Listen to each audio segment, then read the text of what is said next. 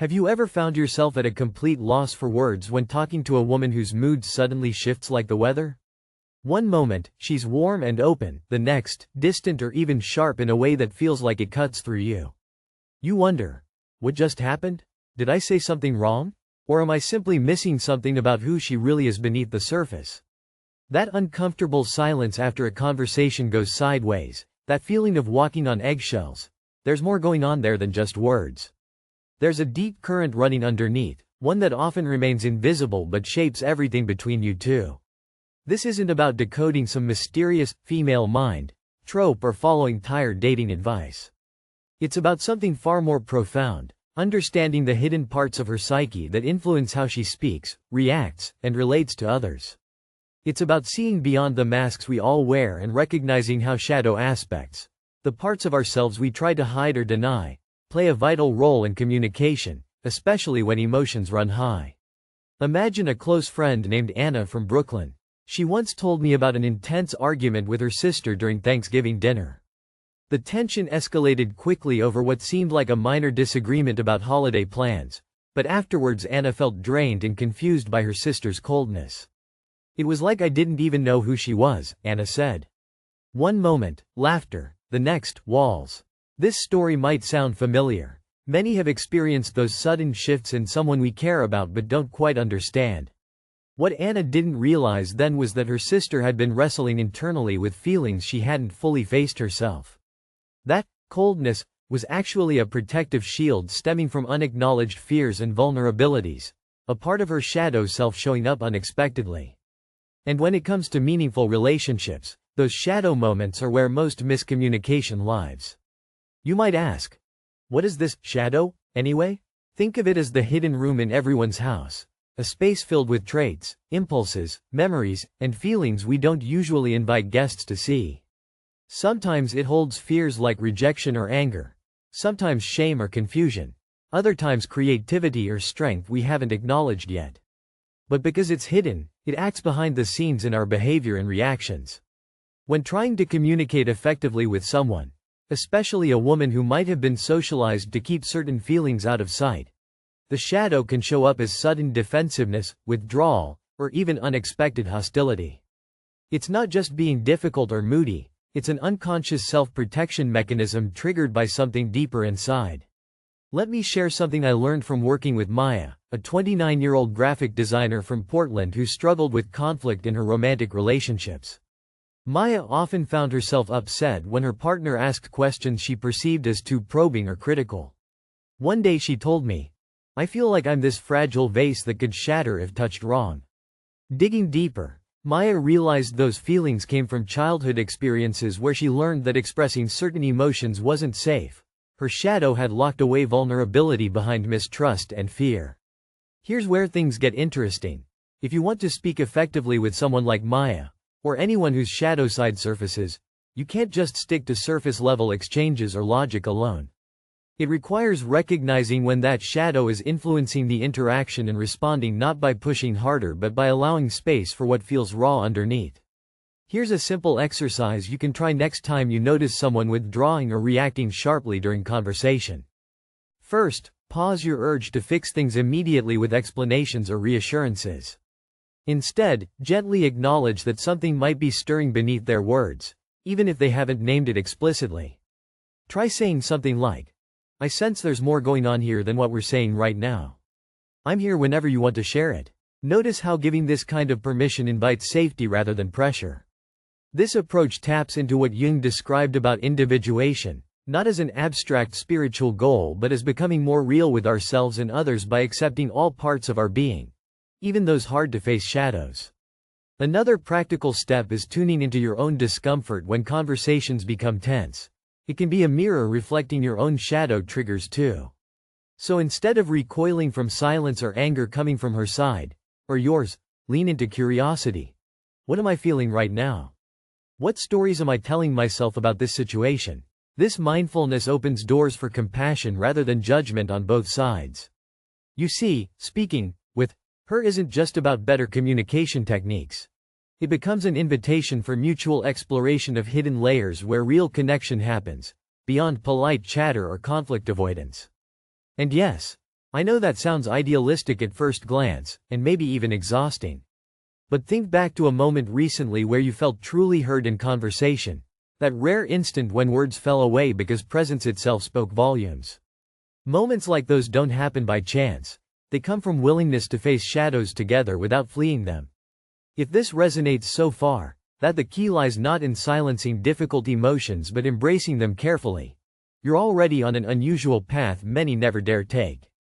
Oh, and if you're curious about diving deeper into understanding these dynamics, the push-pull dance of light and dark in human connection, subscribe to the channel where we unpack these ideas gently but honestly each week. Now let me take this further because understanding shadow sides isn't just philosophical fluff. It radically changes how we interact daily. Think again about Anna's sister at Thanksgiving. She wasn't angry at Anna personally. She was exhausted from battling inner conflicts she didn't want anyone else to see, perhaps fears around family expectations or buried grief. Her abrupt coldness was less about rejecting Anna and more about defending against feeling overwhelmed inside, a complex response often invisible until looked for closely. This means our first response should rarely be frustration or withdrawal but curiosity mixed with patience, a readiness to hold space for discomfort without trying to instantly fix it.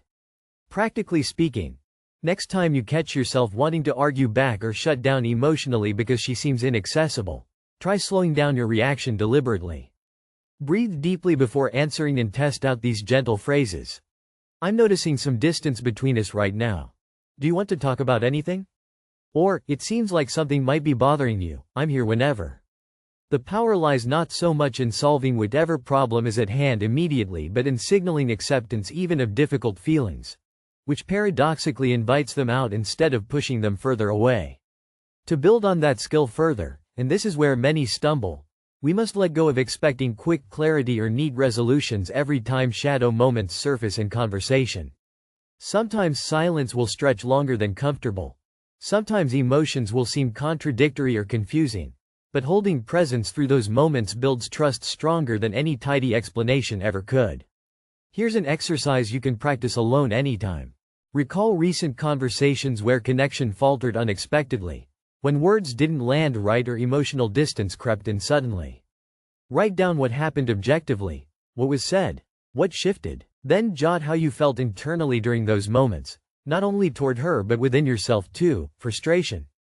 Fear? Confusion? Finally ask yourself, could any unspoken fears or vulnerabilities have been triggered beneath the surface? This reflection trains awareness toward subtle emotional currents shaping communication beyond mere words, a first step toward deeper empathy without assumptions or blame. I remember when Jacob, a software engineer from Austin, shared how he used this exercise after arguments with his wife Mia improved their dialogue dramatically within weeks. It made me stop blaming her mood swings and start wondering, what pain is trying to speak here? That shifted everything. It doesn't mean ignoring boundaries. We must always maintain respect for ourselves. But starting from curiosity opens doors closed tight by misunderstanding before. One last thing before closing this part. The irony is that while shadows make communication tricky, they also offer clues toward genuine intimacy if handled wisely. Those moments where defenses drop briefly or openings into true selves otherwise concealed behind social masks and politeness rules imposed since childhood, especially for women taught not to show anger directly. So approaching conversations aware of shadows helps us see beneath reactive behaviors, to glimpse fears needing reassurance rather than confrontation, and even strengths waiting quietly behind doubt. In that sense, talking with someone means dancing around these hidden elements instead of charging headlong into battle, or withdrawing altogether out of helplessness. And yes, sometimes it feels like walking blindfolded through unfamiliar rooms inside another person's mind because shadows tend to shift unpredictably depending on context and past wounds. But practicing patience mixed with gentle curiosity gradually turns guesswork into insight over time. Now, I'm curious. Do you recall moments when someone acted unexpectedly cold or defensive toward you? Maybe they seemed almost unrecognizable compared to their usual self? What did you do then? How did that affect your ability to connect afterward? If this feels relevant, or frustratingly familiar, I'd love for you to share your story below so we can explore together how these subtle dynamics play out uniquely in real-life conversations. Because honestly, nobody gets taught this stuff growing up, but everyone stumbles through anyway. And since meaningful connection often starts by recognizing our own shadows too, that discomfort inside is triggered by another person, it might help next time you notice tension arises between you two. Pause briefly. Breathe. Consider whether something unseen is speaking louder than words ever could. That openness itself holds radical potential beyond casual chat, for transformation rooted not merely in fixing problems but embracing complexity with kindness both ways. Alright, let me know your thoughts. Meanwhile, I'll prepare some ideas on navigating further layers soon, because trust me, we've only scratched surface here. Sometimes, when you're trying to make sense of someone's unpredictable reactions, it feels like you're caught in a dance where the rhythm keeps changing without warning. You think you've got the steps down, then suddenly the music shifts, and you're scrambling to keep up. What if part of what's confusing isn't just her shadow side but also how certain expectations or roles influence your interaction? This leads us to an often overlooked yet crucial aspect: the interplay between projection and reality in conversations. Projection is like wearing tinted glasses that color everything we see. It's when we unconsciously attribute feelings, intentions, or traits onto someone else that actually belong to us, or fears we carry internally. Instead of noticing what she's truly expressing, we might be reacting to our own inner narratives about her. That can turn a simple conversation into a complex tangle where misunderstandings multiply because both parties aren't entirely seen as they are. I recall meeting Julian, a 42-year-old marketing consultant from Chicago, who described how his attempts to talk through issues with his wife would often spiral into arguments. He said, "I'd get frustrated because I thought she was ignoring my needs, but really I was just afraid she didn't care." Julian's fear wasn't necessarily based on facts but rooted in old wounds from feeling unseen as a child. What he projected onto his wife clouded the actual messages she was trying to communicate. Here's where it gets tricky. Projections aren't just about misreading others. They reveal parts of ourselves begging for acknowledgement. Recognizing when projection happens requires slowing down and gently questioning our initial reactions instead of acting on them immediately. A practical way to start this is by developing projection awareness during conversations. Next time you notice feeling irritated or misunderstood by her responses, pause and ask yourself, what might I be projecting onto her right now? Is this really about what she said or my own fears? Try saying internally, maybe this isn't just about her behavior but how I'm interpreting it through my own lens. This exercise helps create distance between emotion and reaction, enabling clearer perception of what's actually happening instead of what your mind assumes. You can even turn this into a journaling practice after significant interactions. Write down moments you felt triggered and explore possible projections underneath. Over time, this builds emotional intelligence that refines communication far beyond surface-level tactics. Interestingly, projection plays a huge role not only in conflict but also in attraction and misunderstanding in early stages of relationships, where idealizations clash with reality unexpectedly. Switching gears now. There's another element often hidden in difficult conversations: the pull of unmet needs beneath words unsaid or expressed indirectly. Sometimes people communicate less through explicit statements and more via emotional tone, body language, or subtle hints rooted in needs that feel unsafe to voice directly. Consider Laura, a 35-year-old nurse from Atlanta who shared how her partner's occasional silence during arguments left her feeling abandoned and anxious. She explained, "It wasn't just what he didn't say, it was the space his silence created. Like an echo chamber for all my fears."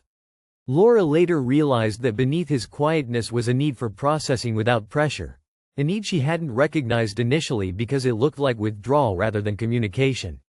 This brings us to the idea of emotional resonance, the capacity to sense and respond empathetically not only to words but also to underlying feelings and unspoken needs during interaction. Learning to attune yourself to emotional resonance means practicing active listening coupled with sensitivity toward nonverbal cues, a skill sometimes lost amid busy modern lives dominated by screens and multitasking. Next time you find yourself face to face with someone whose reactions puzzle you, try tuning into more than their speech alone. Observe their posture changes, eye contact shifts, voice tone fluctuations. Notice pauses that carry weight beyond words. Reflect silently on possible unmet feelings behind those signals, and then validate gently without rushing toward solutions. It seems like something important is beneath what we're talking about. I want to understand better. Such validation acts as an emotional bridge, inviting deeper connection while reducing defensiveness on both sides. An exercise worth trying involves pairing mindful observation with curiosity during conversations. Before responding next time, count silently to 3 after they finish speaking. Yes, 3 whole seconds. Use those moments not for rehearsing rebuttals but simply absorbing their presence fully. Then respond, starting with acknowledgement rather than correction. I hear you, that sounds tough. Doing this consistently shifts dynamics over time from transactional exchanges toward relational depth grounded in empathy. Now let me share a slightly unexpected example involving Steve, a 50-year-old firefighter from Denver who initially found emotional conversations intimidating. When his wife expressed frustration over household responsibilities one evening after work, Steve could feel tension rising inside but usually resorted to staying silent or diverting topics. After practicing emotional resonance techniques guided by therapy sessions focused on Jungian concepts, he began naming emotions aloud. I feel overwhelmed too, instead of avoiding them altogether. His wife responded by opening up more honestly about stressors previously masked by fatigue or irritation, leading not only to less conflict but stronger partnership resilience overall. That shift highlights how embracing emotional nuances rather than suppressing or ignoring them transforms communication profoundly, especially when shadows try to disrupt understanding. As much as projection awareness helps clarify perceptions externally, the ability to resonate emotionally taps into connecting at heart level despite differences or discomforts arising naturally between individuals. So here's something tangible for you. The next time conversation feels stuck or charged emotionally, try combining these 2 approaches. First, step back mentally. Ask about possible projections coloring your interpretation. Second step, lean in physically, emotionally. Seek out unspoken feelings through attentive presence. This dual practice cultivates patience toward both self and other, a foundation critical when engaging with someone whose shadow aspects emerge unpredictably because it invites curiosity over judgment continually. And if this feels challenging, it absolutely can be at first. That's perfectly normal since most people aren't trained in such nuanced interpersonal skills explicitly. We tend instead toward quick fixes or avoidance. However, small consistent efforts create ripple effects, making future encounters feel less like battlegrounds and more like opportunities for growth, even if imperfectly handled along the way. Speaking of imperfection reminds me of something essential before moving forward. There is no right way to navigate these complexities perfectly every time because human beings are inherently messy creatures wired for contradiction, including within ourselves. In fact, embracing that messiness without shame or frustration opens doors for forgiveness both inwardly and outwardly, which becomes critical later when exploring deeper psychological layers tied closely with identity and boundaries. Which leads us naturally into our third point. The vital role boundaries play amidst shadow dynamics in communication. Boundaries are not just rules imposed arbitrarily, they mark internal limits safeguarding our well-being while allowing authentic connection without losing oneself under another's influence or expectations. Especially when shadows surface strongly during conversations, the temptation might be either total withdrawal, I can't deal, or engulfment, I'll change everything so they don't get upset. Neither extreme helps build trust long-term. Instead, boundaries act as anchors maintaining integrity amid turbulent emotional waves often stirred up unknowingly by shadow parts seeking expression beyond usual limits. Remember Claire, a 31-year-old teacher from Vancouver who described being overwhelmed repeatedly by her boyfriend's sudden mood swings, leading her sometimes into anxious overcompensating behaviors, trying harder not to upset him. She admitted feeling trapped between wanting closeness desperately yet fearing losing herself completely in his unpredictable tides emotionally. Through therapy focused on identifying personal boundaries informed by Jungian ideas around self-other differentiation, Claire learned practical ways to say no respectfully while affirming care simultaneously. I want us close but I need space right now. Establishing such boundaries allowed dialogue shifts away from reactive chaos toward mutual respect, creating safer spaces where shadow material could surface without triggering defensive collapse immediately each time conflict arose later on naturally. So how do you start recognizing your own limits clearly within conversations when shadows get activated? One actionable tip is practicing boundary checks mid-interaction. Periodically tune into physical sensations signaling discomfort, tight chest, shallow breathing. Acknowledge those signals internally as clues indicating personal limits being approached. Voice your needs calmly even if briefly. Can we pause here? I'm feeling overwhelmed. Don't worry if it feels awkward initially. That's normal since many haven't developed habits around clear boundary setting, especially under stress. But each attempt strengthens self-awareness muscles crucial for sustainable communication balance long term. Here's an exercise tailored for this purpose.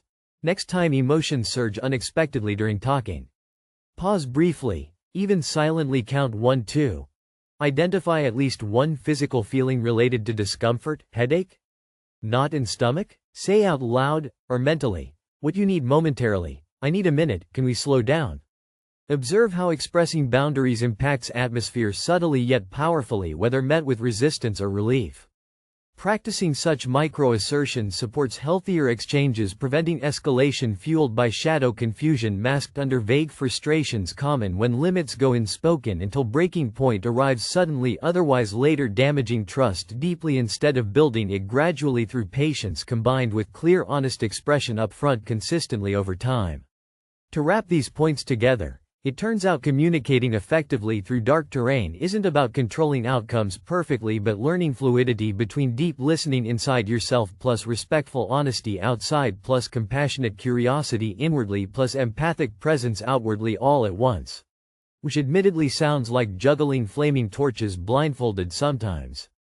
But real progress comes acknowledging human imperfection while daring enough not only to show up despite it, but also invite others doing same messy dance alongside willingly enough to occasionally stumbling without shame because each stumble reveals new insight peeling off layers previously hidden guarding authentic connection steadily nevertheless incrementally evolving day after day no matter history burden carried deep inside psyche before meeting face to face again next time ready maybe slightly more awake than last encounter already.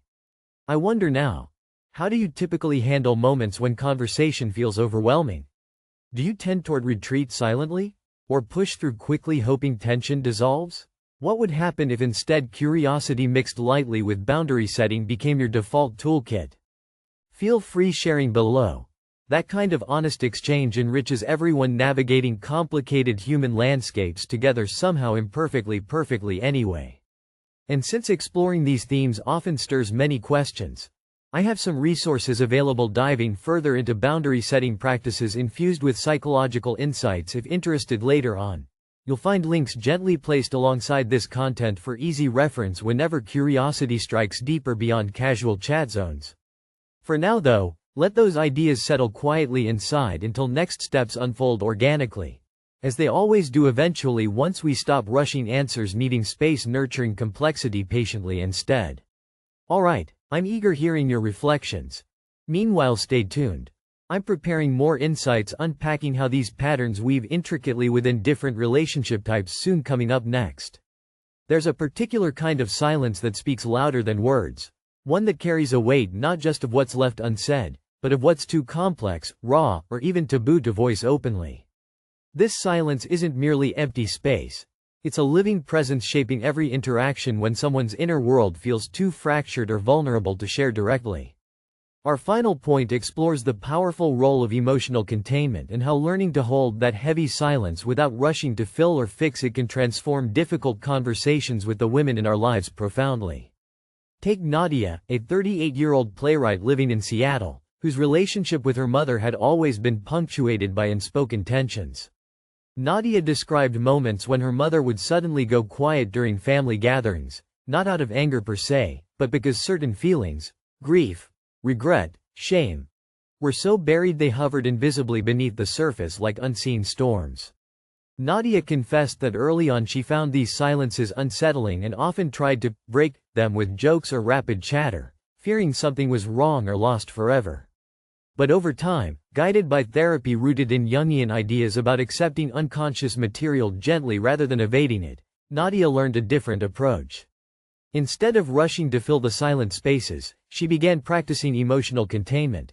Sitting with those silences openly but calmly, offering presence without pressure. She might say softly, "I'm here if you want to share anything later," then simply be present alongside her mother without expectation. This subtle shift created room for trust where previously tension reigned. It let shadows breathe without suffocating them prematurely. Emotional containment isn't passive ignoring. It's an active holding that requires patience and courage because it means tolerating discomfort while resisting the urge to control outcomes immediately. Here's an exercise inspired by this concept. Next time you notice a heavy silence during conversation, don't jump in with words right away. Instead, close your eyes briefly if possible. Take 3 slow breaths focusing solely on staying grounded. Offer internally, or aloud if appropriate, something simple like, "It's okay not to have all the answers right now." Resist the temptation to change subject or explain away the quiet. Observe how both you and the other person feel as you practice this space holding. Over repeated attempts, this cultivates resilience toward ambiguity, a crucial skill when dealing with shadow material that resists neat categorization or quick fixes. Nadia's story highlights how allowing silence its own voice paradoxically opens pathways for deeper communication beyond typical conversational patterns conditioned by cultural impatience or fear of vulnerability.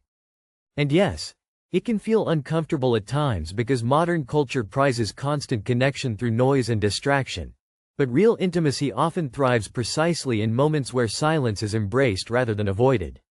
So here we are at a crossroads where understanding shadows in communication becomes less about mastery and more about mindful coexistence with complexity inside another person, and ourselves. That brings me to something important before wrapping up.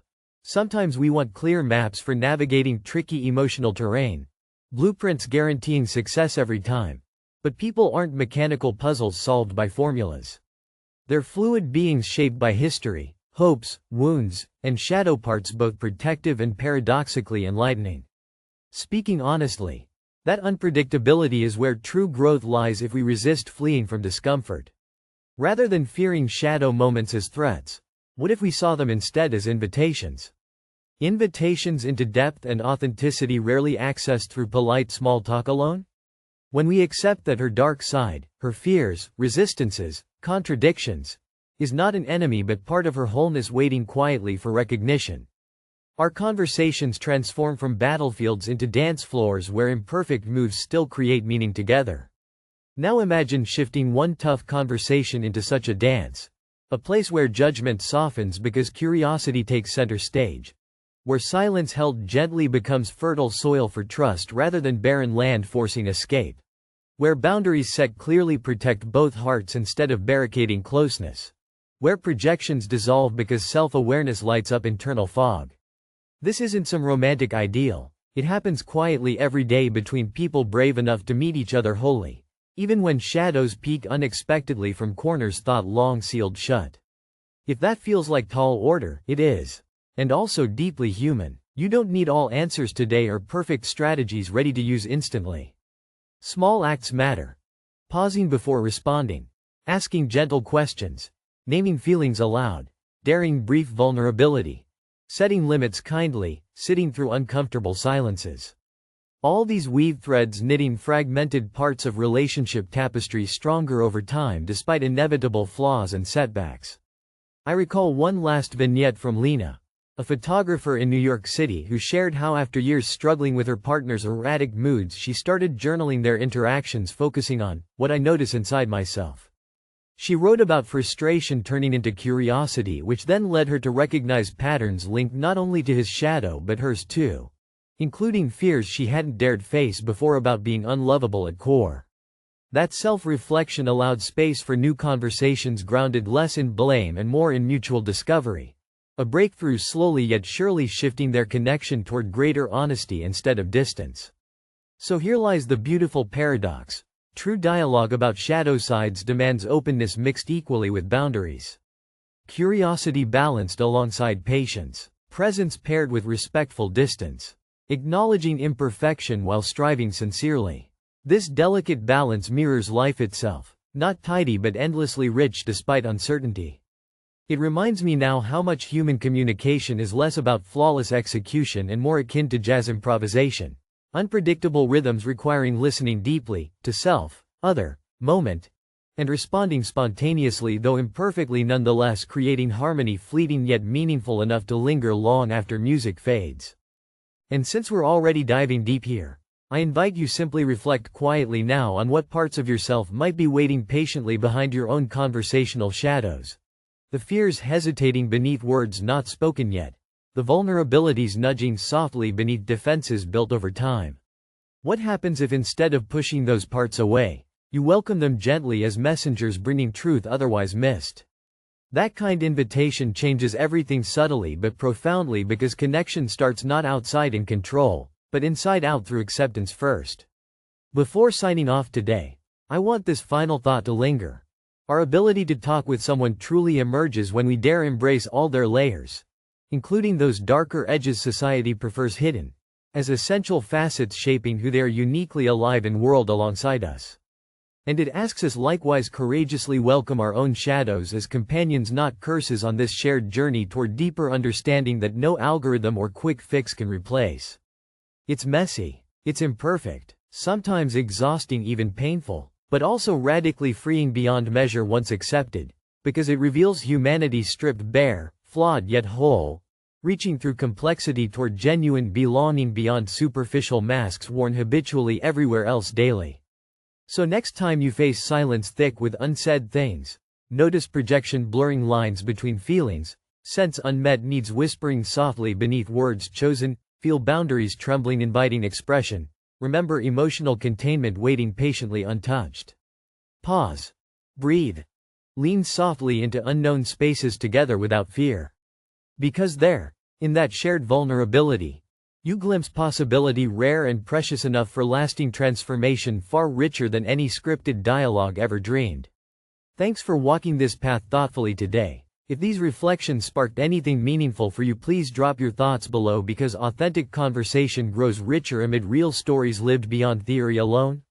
Remember, we're all navigating shadows, whether speaking them aloud or carrying quietly inside. Your willingness simply shows up willing matters most already. And maybe somehow shifts ripples, subtly changing inner worlds, quietly altering outer ones, little by little becoming something unexpected yet profoundly human after all. Until next time, keep listening deeply, both outward and inward, bravely, imperfectly, beautifully yourself. The last word? Connection lives precisely where light never dared tread alone, but needs courage enough walk beside shadows hand in hand nonetheless.